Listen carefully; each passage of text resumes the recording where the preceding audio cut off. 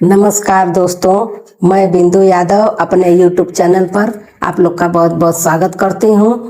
आप लोग हमारे चैनल पर नए होंगे तो चैनल को सब्सक्राइब कर लीजिएगा और वीडियो को देखिएगा, वीडियो को शेयर करिएगा। आज मैं एक गारी गीत सुनाने जा रही हूँ। आप लोग को अच्छा लगेगा तो वीडियो को शेयर करिएगा, लाइक कर दीजिएगा। नेबुआ में बतिया हजार लागे, नेबुआ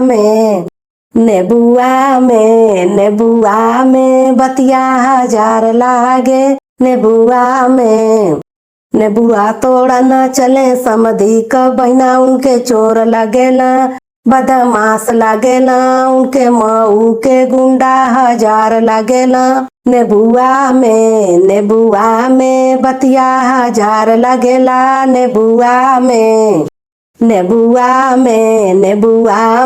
बतिया हजार लगेला,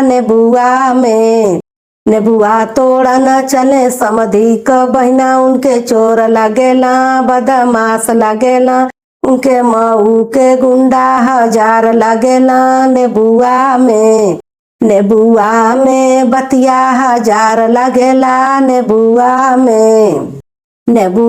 में बतिया हजार लगेला,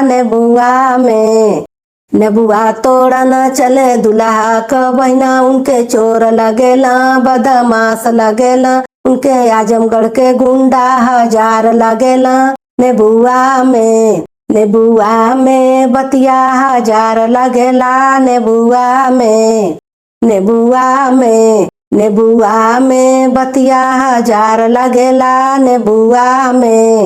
नेबुआ तोड़ा न चले बसरू क बहिना, उनके चोर लगेला बदमाश लगेला, उनके गाजीपुर का गुंडा हजार लगेला। नेबुआ में बतिया हजार लगेला, नेबुआ में बतिया हजार लगेला, नेबुआ तोड़ा न चले बरती हवन क बहिना, उनके चोर लगेला बदमाश लगेला, उनके चिरैया कोट का गुंडा हजार लगेला। नेबुआ में बतिया हजार लगेला, नेबुआ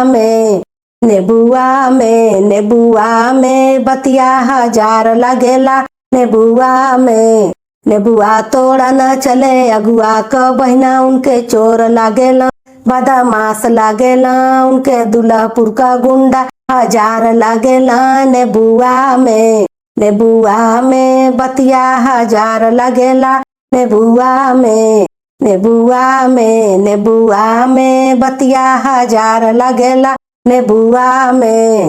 नेबुआ तोड़ा न चले ससुरू क बहिना, उनके चोर लगेला बदमाश लगेला, उनके महंदाबाद के गुंडा हजार लगेला। नेबुआ में बतिया हजार लगेला, नेबुआ में